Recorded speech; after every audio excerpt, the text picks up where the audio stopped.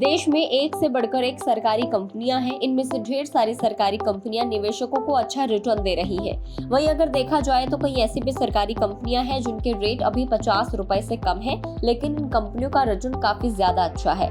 दरअसल देश में जितनी भी सरकारी कंपनियां हैं उनकी प्रमुख राष्ट्रपति को माना जाता है। ऐसे में चलिए आपको बताते हैं कि 50 रुपए से सस्ते किन सरकारी कंपनियों के शेयर हैं और उनका रिटर्न कितना ज्यादा है, इसलिए वीडियो को एंड तक आप जरूर देखें। सबसे पहली जो कंपनी है वो है IFCI। IFCI एक सरकारी कंपनी है और ये लोन देने का काम करती है। अगर इस कंपनी का रिटर्न देखा जाए तो ये काफी शानदार है। इस कंपनी में सरकार की हिस्सेदारी इस वक्त 70.3% है।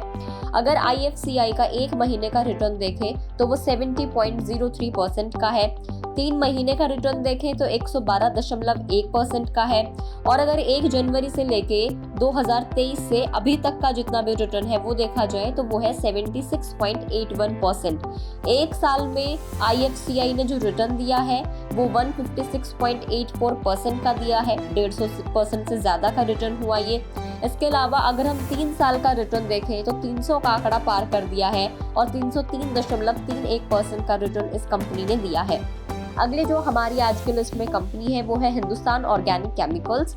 हिंदुस्तान ऑर्गेनिक केमिकल्स एक सरकारी कंपनी है और अगर इस कंपनी का भी रिटर्न देखा जाए तो काफी ज्यादा अच्छा है। इस कंपनी में सरकार की हिस्सेदारी इस वक्त 58.8% की है। अब इसका रिटर्न जानते हैं। एक महीने में कंपनी ने रिटर्न दिया है 8.87%, 3 महीने में दिया है 19.79%, 1 जनवरी 2023 से लेकर अभी तक जो रिटर्न दिया है वो दिया है 5.43%।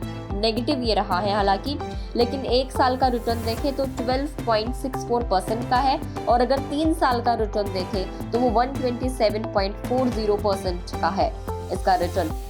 अगली जो हमारी लिस्ट में कंपनी है वो है महानगर टेलीफोन निगम, MTNL के नाम से जिसको हम जानते हैं। ये भी एक सरकारी कंपनी है। इसमें सरकार की हिस्सेदारी 56.8% की है।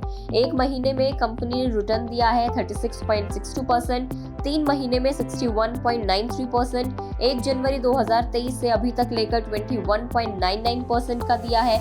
एक साल में 53% का दिया है और 3 साल में जो रिटर्न दिया है वो दिया है 275.29% का रिटर्न। अगला है यूको बैंक। आप सभी जानते ही हैं यूको बैंक भी एक सरकारी कंपनी है, लोन देने का काम करती है। सरकार की इसमें हिस्सेदारी 95.4% की है। तो यूको बैंक का एक महीने का रिटर्न है 36.52%, 3 महीने का 63.11%, 1 जनवरी 2023 से लेकर अभी तक यूको बैंक ने 38.25% का रिटर्न दिया है। एक साल में 270.64 का इसका रिटर्न का परसेंटेज रहा है और 3 साल में 254.07% रहा है। अगला है HMT लिमिटेड। HMT लिमिटेड भी एक सरकारी कंपनी है और इसमें सरकार की जो हिस्सेदारी है वो 93.7% की है। एक महीने में 54.76%, 3 महीने में 63.20%, 1 जनवरी 2023 से लेकर अभी तक 33.77%, एक साल का रिटर्न HMT लिमिटेड का रहा है 78.61% और अगर हम 3 साल के रिटर्न की बात कर ले तो 203.93% का रिटर्न HMT लिमिटेड ने अपने इन्वेस्टर्स को दिया है।